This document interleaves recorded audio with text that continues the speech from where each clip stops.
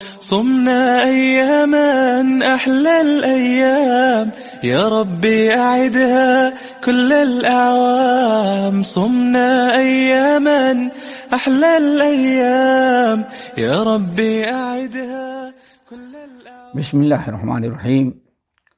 الحمد لله رب العالمين، والصلاة والسلام على سید الاولین والآخرین وعلى آلہ واصحابہ اجمعین ومن تبعہم بإحسان إلى یوم الدین. اما بعد، فاعوذ باللہ السمیع العلیم من الشیطان الرجیم. بسم اللہ الرحمن الرحیم. یرفع اللہ الذین آمنوا منکم والذین اوتوا العلم درجات. بڑی خوشی کی بات ہے کہ گزشتہ سالوں کے مطابق امسال بھی مرکز السنہ اہل حدیث بھٹکل صوبہ کرناٹک نے بچوں کے لیے مسابقہ حدیث رکھا اور 40 نبوی کتاب مقرر کی اور دورہ مکمل ہوا. اب شہادات اور انعامات دینے کی باری ہے. بڑی خوشی ہے. اس میں مبارکبادی کے مستحق ہیں وہ بچے جنہوں نے اس مسابقے میں حصہ لیا، اور بچوں کے ماں باپ جنہوں نے اپنے بچوں کو اپنی نگرانی میں اس مقابلے میں شریک ہونے کی تاکید کی، ان کی حوصلہ افزائی کی. اور پھر مرکز السنہ کے ذمہ داران بھائی سیف اللہ اور ان کے جو ساتھی ہیں سب جو ہے اللہ تعالیٰ کے نزدیک، ہم سب کے نزدیک شکر کے مستحق ہیں، اور دعا کرتے ہیں کہ اللہ تعالیٰ ان کی ان خدمات کو قبول فرمائے اور آئندہ مزید اس سے زیادہ ان کو توفیق دے. دوستو، نبی علیہ السلام جو دنیا کے سب سے بڑے معلم بن کر کے آئے تھے، آپ سے بڑا معلم نہ پہلے کوئی گزرا نہ بعد میں گزر سکتا ہے. سب سے بڑے معلم تھے. نبی علیہ السلام نے علم حاصل کرنے یا تعلیم و تربیت کے جو مختلف انداز اپنائے تھے، ان میں ایک انداز یہ تھا.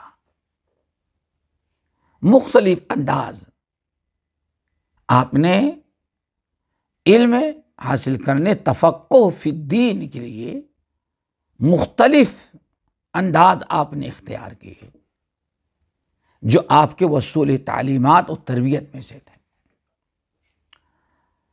انہی میں سے ایک وصول یہ تھا کہ نبی علیہ السلام سوال کرتے اور لوگ اس کے جواب کی تیاری کرتے تھے، جواب دیتے تھے. یہ آپ کا طریقہ تھا. صحیح بخاری کتاب العلم کی روایت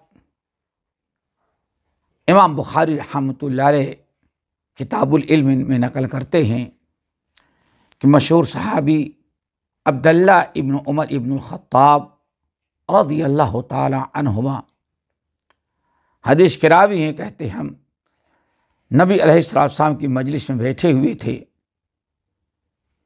آپ نے بتایا، اخبرونی، لوگو مجھے ایک ایسے درخت کے بارے میں بتاؤ جس درخت کی کوئی چیز ضائع نہیں.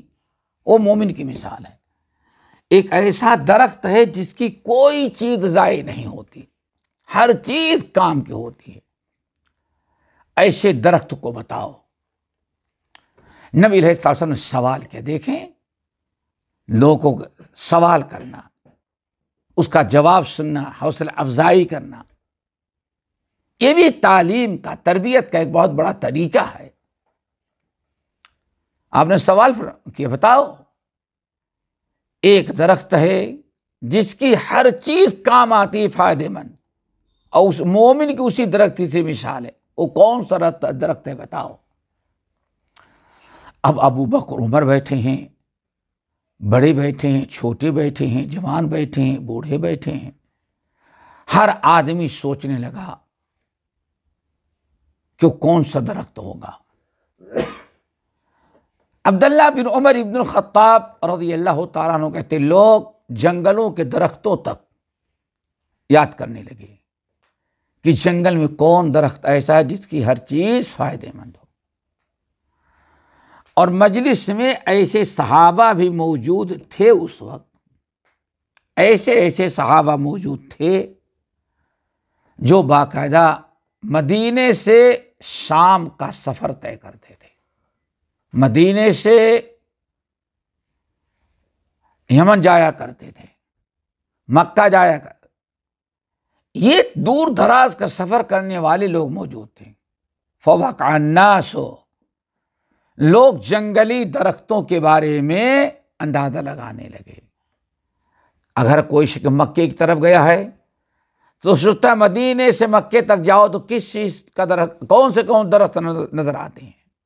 کوئی یمن گیا ہے تو یمن کے میں جاتے ہوئے مدینے اور یمن کے درمیان جتنے جنگلات، جتنے وادیاں، جتنے پہاڑیاں ہیں، کون سا درخت، کون سے درخت ہے، سب لوگ سنتے رہے۔ اگر شام کو جاتا تھا سب سے لمبا سفر تو شام کے راستے میں کیا کیا درخت دیکھا وہ اندازہ لگاتا تھا، جو سمجھ میں آتا جواب دے دیتا۔ نبی علیہ السلام انکار، اللہ فرماتے نہیں، یہ جواب صحیح نہیں ہے۔ حضرت عبداللہ ابن عمر ابن الخطاب رضی اللہ تعالیٰ عنہ کہتے ہیں کہ نبی علیہ السلام نے جب سوال کیا تو میرے ذہن میں بات آ گئی کہ یہ کھجور کا درخت ہوگا۔ اللہ اکبر! نبی صلی اللہ علیہ وسلم کا طریقہ تعلیم ذرا دیکھیں۔ عبداللہ بن عمر ابن الخطاب کہتے ہیں فوراً میں سمجھ گیا کہ یہ کھجور کا درخت ہوگا، لیکن مجلس میں ہمارے والد ابو بکر عمر یہ بزرگوار بیٹھے تھے، اب ان کے سامنے جواب دینا مجھے شرم آتی تھی، اچھا نہیں لگتا تھا، میں خاموش رہا۔ جب سارے لوگوں نے جواب دیا اور سب کا جواب غلط نکلا تو محمد صلی اللہ علیہ وسلم نے خود بتایا کہ اللہ کے بندے تمہارا کھجور کا درخت ہے۔ سامنے درخت نہیں دیکھتے، جنگلوں میں گھوم رہے ہو۔ ایک مومن کے درخت، مومن ایک کھجور کے درخت کے مانند ہوتا ہے۔ جیسے کھجور کا درخت ہمیشہ لوگوں کو فائدہ پہنچاتا ہے، ہر چیز فائدہ مند ہے، ایسے مومن کی ہر حرکت ایمان کی روشنی میں کرے تو خیر برکت ہوتی۔ یہ مومن کی مثال ہے۔ حضرت عبداللہ ابن عمر ابن الخطاب رضی اللہ تعالیٰ عنہ کہتے ہیں لوگ پتہ نہیں کیا کس درخت کو سوچ رہے تھے، اللہ کے رسول نے فرمایا اللہ کے بندے مسلمانوں یہ کھجور کا درخت ہے، اس کی ہر چیز فائدہ مند ہے، ایسے مومن کی ہر حرکت فائدہ مند ہوتی بشرطے کہ ایمان کے مطابق ہو۔ عبداللہ ابن عمر ابن الخطاب کہتے ہیں میں سب سے چھوٹا تھا، بڑے بڑے لوگوں کی مجلس تھی، جب میں پلٹ کر کے آیا تو میں نے کہا، عمر ابن الخطاب سے کہا والد صاحب جب نبی علیہ السلام نے پوچھا اسی وقت ہم کو جواب معلوم پڑ گیا تھا، مجھے یقین آ گیا تھا کہ یہ کھجور ہی کا درخت ہوگا، کوئی اور درخت نہیں ہوگا۔ حضرت عبداللہ عمر ابن الخطاب نے کہا بیٹے معلوم تھا، جواب کیوں نہیں دیا تو نے، جواب دے دیتے۔ کہنے کہ والد صاحب مجلس میں آپ تھے، ابو بکر تھے، آپ جیسے بڑوں کے سامنے مجھے جواب دیتے ہوئے اچھا نہیں لگ رہا تھا، شرم آتی تھی کہ چھوٹا منہ، بڑی بات، میں خاموش رہا۔ عمر ابن الخطاب نے کہا بیٹے شاباش، اللہ کی قسم اگر اس وقت تو بتا دیتا، کھڑے ہو کر کے جواب دے دیتا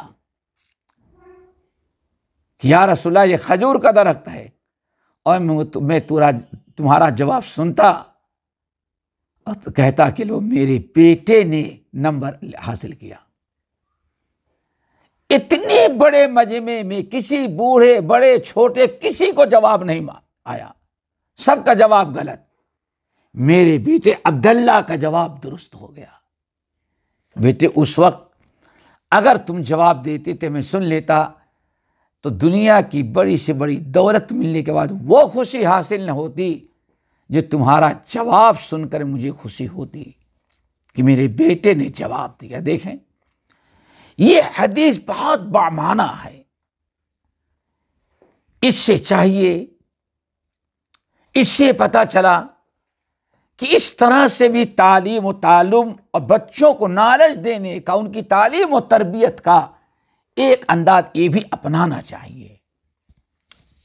نمبر 2، نبی علیہ السلام کی اس حدیث سے عمر ابن الخطاب کی اس گفتگو سے یہ بھی معلوم پڑ گیا کہ انسان کی اولاد اگر اس طرح سے کامیاب ہو تو ماں باپ کا دل خوش ہونا چاہیے۔ عمر فاروق کتنے خوش ہو گئے، کہتے دنیا کی ساری دولت مل جاتی تو مجھے وہ خوشی نہ ہوتی جو خوشی اس وقت بیٹے ہوتی تم کھڑے ہو کے جب جواب دیتے اللہ کے رسول اس درخت سے مراد کھجور کا درخت ہے، اس وقت میرے دل میں جو خوشی ہوتی، دنیا کی ساری دولت ملنے کے بعد وہ خوشی حاصل نہیں ہوتی، میں سوچتا میرے بیٹے نے جواب دیا۔ ایک بڑی اہم چیز ہے یہ، ماں باپ کا دل خوش ہونا چاہیے، فرحت اور مسرت محسوس کرنا چاہیے، اور اپنی اولاد کی حوصلہ افزائی کرنی چاہیے۔ اور اسی کے ساتھ بچوں کی حوصلہ افزائی کے لیے اگر کچھ مزید انعامات دے دیے جائیں تو نور علی نور، شوق و جذبہ پیدا کرنے کے لیے اور بڑی نعمت ہے۔ اگر کچھ نہیں کر سکتے تو میں یہی کہوں گا ان بچوں کی حوصلہ افزائی کریں، شاباشی تو ذرا دیں، ان کی حوصلہ افزائی کریں تاکہ آئندہ مزید ایسے پروگرام میں حصہ لینے کی وہ فکر کریں، مزید شوق و جذبہ پیدا ہو۔ شیخ الاسلام مولانا ثناء اللہ مرسری رحمۃ اللہ علیہ ایک مرتبہ دورے پر تھے، کسی مدرسے میں گئے، کسی گاؤں میں گئے تو وہاں لوگ چھوٹا سا مدرسہ چلاتے تھے۔ مولانا مرسری رحمۃ اللہ علیہ کو معائنے کے لیے بلایا۔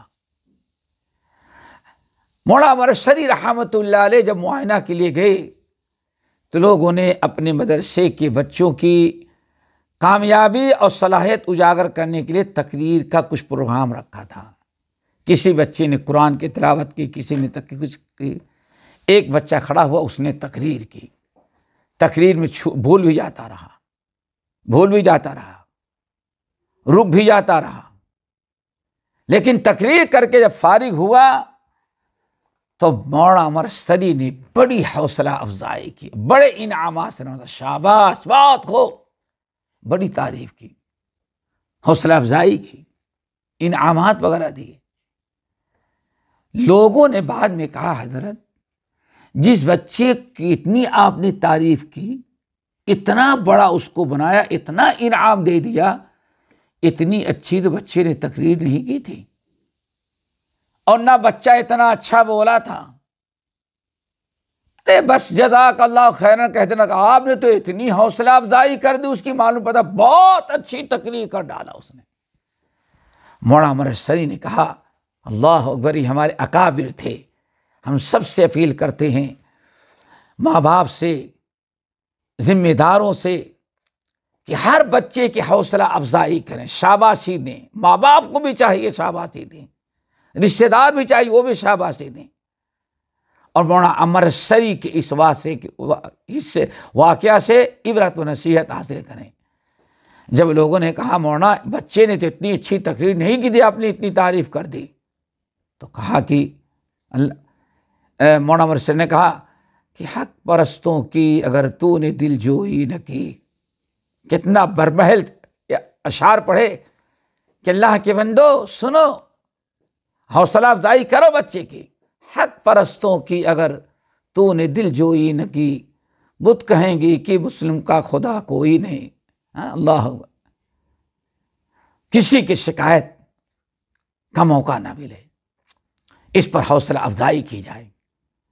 اور ہمارا اور آپ کا کام ہے کہ حدیث کے مسابقے میں اس حدیث کو ضرور بچوں کو سنایا کریں، دعا دیا کریں کہ اس میں نبی علیہ السلام نے ارشاد فرمایا، نظر اللہ امرأ سمع مقالتی فحفظها ووعاها ثم اداها كما سمعها۔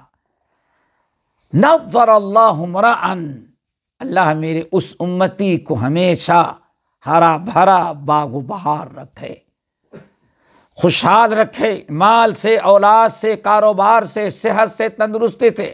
نظر اللہ امرأ، اللہ میری اس امتی کو ہرا بھرا خوشحال رکھے، ہر اعتبار سے اللہ تعالیٰ اس کو رحمت و برکتوں سے نوازے، جو میری ایک حدیث سنتا ہے تو اس کو یاد کر لیتا ہے۔ اب اگر 40 40 حدیثوں کی کتاب اگر کسی بچے نے 40 حدیث یاد کر لیا، اللہ اکبر، تو کتنا بڑا عمل کیا۔ یہ حدیث اس کو سنانا چاہیے، حوصلہ افزائی کرنی چاہیے۔ نظر اللہ امرأ سمع مقالتی، اللہ میری اس امتی کو ہرا بھرا تازہ رکھے، جو میری حدیث سنتا ہے اس کو حفظ کرتا ہے، ووعاہا، اس پر عمل کرتا ہے، اور غیروں کو سنا دیتا ہے۔ تو ہمارے بچے جنہوں نے مرکز السنہ سے یہ دورہ کیا ہے، اللہ ان کے علم میں، عمل میں برکت دے، مزید ان کو شوق و جذبہ عطا کرے، اور آئندہ بھی مسابقات میں حصہ لیتے رہیں۔ اور ان کے ماں باپ سے بھی ہم گزارش کرتے ہیں اپنے بچوں کی حوصلہ افزائی کریں، اور اللہ تعالیٰ کا شکر ادا کریں کہ آپ کے بچے کو اللہ تعالیٰ نے اتنی حدیثیں یاد کرنے کی توفیق نصیب فرمائی۔ جو بچے کامیاب ہوئے وہ بھی، اور جو بچے کسی وجہ سے کامیاب نہیں ہو سکے وہ بھی حوصلہ افزائی کے ہیں کہ انعام نہیں حاصل کر سکے لیکن محنت تو کیا انہوں نے، تو ان کی بھی حوصلہ افزائی ہونی چاہیے۔ اللہ تعالیٰ سے ہم دعا کرتے ہیں اللہ ایسے بچوں کو مزید شوق و جذبہ پیدا کرے، ان کے ماں باپ کو اللہ تعالیٰ مزید ایسے ہی اولاد کی ترقی پر ہمیشہ خوشی کا دن دکھاتا رہے۔ اور ہم مرکز السنہ اہل الحدیث بھٹکل کرناٹک کے بھی شکر گزار ہیں، خصوصاً بھائی سیف اللہ اور ان کے تمام اراکین جو ہمارے اس سینٹر کے ہیں، ان کے بھی شکر گزار ہیں کہ انہوں نے ایسا موقع بچوں کی تعلیم و تربیت کا مہیا کیا۔ اور اللہ تعالیٰ سے دعا کرتے کہ اللہ تعالیٰ ہمیشہ آپ حضرات کو صحت اور عافیت کے ساتھ رکھیں، مرکز کو ہمیشہ ترقی دیتا رہے، اور ایسے ہی آپ لوگ مزید دین کا کام کرتے رہیں، اور علم کی کتاب و سنت کی مسلک کی نشر و اشاعت کرتے رہیں۔ یہ بھی اس نشر و اشاعت کا ایک طریقہ ہے۔ اللہ ہم سب کو عمل کی توفیق نصیب فرمائے، آپ حضرات کی خدمات کو قبول کرے۔ اقول قولی ھذا واستغفر اللہ من کل ذنب واتوب الیہ۔